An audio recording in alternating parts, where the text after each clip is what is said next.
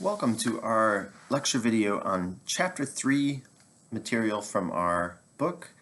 So here we're starting to get into what makes a strong or a good argument when we're talking about issues of morality. And so the basis for crafting a strong argument when it comes to moral issues is critical reasoning. We are driven by emotions, we're driven by lots of different things. When it comes to putting together a strong argument, critical reasoning is really the best way to support. It's what we're going to be learning about and learning how to craft in this class. So what do I mean by critical reasoning? Basically what we want is a statement, we'll call it a conclusion, that is supported by evidence. And that evidence could be empirical evidence from a scientific study. It could be a premise that is a theoretical statement, that is something that is based on your own experience. It could take a lot of different forms. But what we need to see in this class is a conclusion supported by statements, premises that lead to it. And so it's hard to know how far into some of these things to get.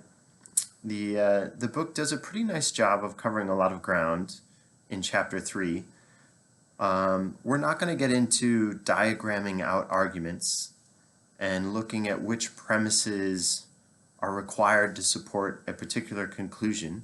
It's a really useful exercise to go through, and I encourage you to do it. It's not something we're going to do as an assignment here, but it is relevant for some of the assignments going forward in the course, because I will be looking for arguments that are supported. So we need to make sure we're not just making claims and either leaving them out there unsupported or supporting them in ways that don't quite work, that aren't very effective. And so what sort of claims are not effective? One is when it's not a valid argument, in the sense that if your support doesn't actually lead to the conclusion that you're going for. And so this is where we could get into logic and say if P then Q, if not Q then not P, etc. We're not going to get into the details of that. But when you make a conclusion and you support it with evidence, make sure that the evidence actually supports that conclusion. And so a couple important things to keep in mind. One is make sure you don't jump over stuff. So it's really easy to assume that the reader, the professor, whoever you're speaking with or writing to, has similar background information to you, has similar deeply held beliefs that you do. In a course like this, when we're talking about moral issues that come up in many different aspects of our economy, you have to recognize that people come from very different places with very different experiences and deeply held beliefs. So we need to lay out those assumptions. If you just jump over them, then it doesn't make for a convincing argument, and you end up missing what could be very productive conversations about these things that we may disagree on. So make sure you're not jumping over stuff when you provide evidence to support your conclusion. The book also lays out a bunch of fallacies. So even if you have a valid argument structure, your support does logically lead to the conclusion that you're claiming it does. A lot of times in that process, people put together, they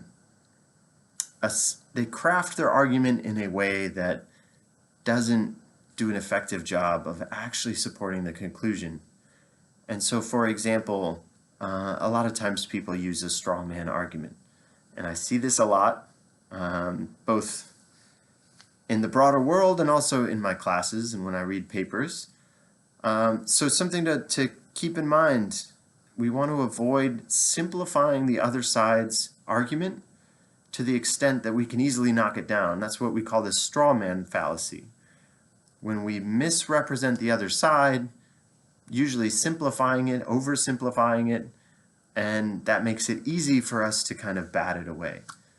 Now, this happens a lot. I have a legal background as well as an economics background, and in law, you often see attorneys on one side of a case oversimplifying the position of the other side to make it easy to brush that aside when they're writing a brief trying to persuade a judge.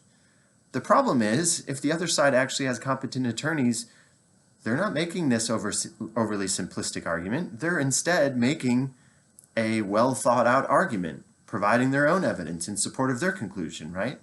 And so it's very frustrating for judges when we have attorneys who are setting up straw man arguments because it prevents the attorneys from actually grappling with the heart of the dispute.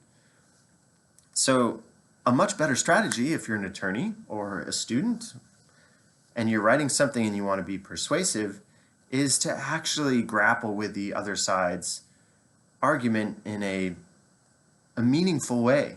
Do a straight job of laying it out as best you can. Sometimes we don't fully understand what the other side is arguing. That's okay. You can even admit that, right?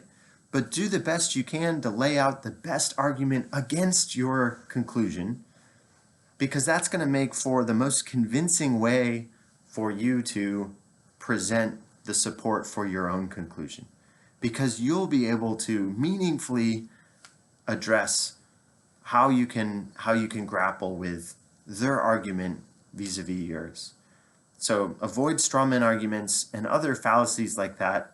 The book does a pretty nice job, again, of covering quite a bit of ground. We could spend a semester talking about how to craft good arguments using critical reasoning and even specifically within a moral framework. But so we're covering a lot of ground quickly, laying a foundation. And again, the reason we're doing that in a course like this is so that soon we can turn to issues that come up within the modern economy that have moral dimensions that we want to grapple with a little bit. And so this is giving us some tools. You could think of them as tools kind of from philosophy, but also English and law.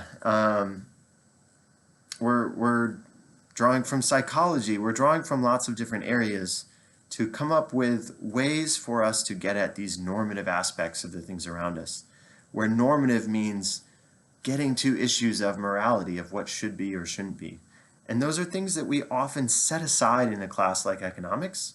So when I teach principles of microeconomics, in the first week, we talk about the difference between descriptive or positive claims that are saying something about the state of the world, what's true or not.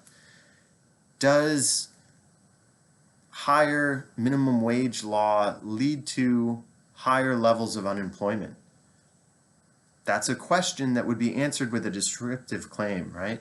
So based on a study of New Jersey and Pennsylvania in the 1990s, an increase in the minimum wage law of one state but not the other indicates that there is not a large change in unemployment within the fast food sector during that time period. Well, there's a fairly nuanced descriptive claim answering it, right? And that claim may be wrong. The study may have been flawed. There's certainly evidence on a question like that on both sides about the relationship between minimum wage laws and unemployment. But it's a descriptive claim. It's not a normative claim. A normative claim would be something that you may hear from Bernie Sanders saying, we should raise the minimum wage law to $15 an hour across the country. That would be a normative claim, right? Saying how the world should be. And that's based on value judgments that can't be proven right or wrong directly. And so different people hold different values. These are the things that in a micro principles class, I talk about a little bit, largely trying to get students to be able to separate descriptive from normative, But then for the most part, we push normative aside and we say economics tools are really valuable at looking at a lot of these descriptive things. It's a lot harder to get into a lot of the normative things, so we set them aside and focus on the descriptive. A class like this is exciting because we get to explicitly go down this road of more normative claims. We're not going to do it in a mathematical way where we have to get into the details of weighting a welfare function, which is what advanced economists who do a lot of public welfare sort of work, that's what they're doing, is they're getting into some pretty advanced math pretty quickly when it comes to answering normative questions with economic models. This class, we're not going high-level math. Instead, we're drawing from a lot of different disciplines, and that's what we're pulling in right now, is this critical reasoning with roots in logic from philosophy, from math. We're drawing on stuff from psychology. We're drawing on some different tools that come from, more English composition, and things like legal background in the context that we're in. And so soon we turn to applying these tools to specific moral questions. But so chapter 3 covers a lot of ground. I'm not going through all of it in this lecture, otherwise I would be here for a long time. With a course like this, you do spend a lot of time with your book. You are expected to spend a lot of time with your book. That is a benefit or a curse of a condensed course like we have in front of us. But if you have questions about things as you work through, certainly reach out to me. What I'll be doing is trying to highlight the most important aspects of things and trying to point out when they may be particularly relevant to things that we have coming up, such as assignments.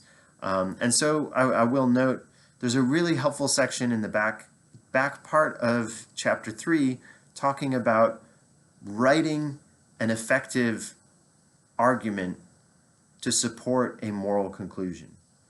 And so that does a nice job in a couple paragraphs of describing how you want to structure something like what we'll have as a final paper in this class. So definitely put a little tag there. It's on, in my edition, in chapter 3, it's right after evaluating bad moral arguments. We have a section on writing and speaking about moral issues on pages 60, 61, goes on to 62 a little bit. You might want to put a little flag there because when it comes to writing our final paper, it lays out exactly the sort of structure that I'm looking for. Where in the beginning, you're going to be upfront about what your conclusion is, the claim you're going to support. You're going to then basically go through what that support is. You're going to address some of the counter arguments against it, and then wrap things up with exactly how you've gotten to that conclusion. So put a flag there. We'll turn back to it as we get toward our final paper assignment. I'll see you guys again soon.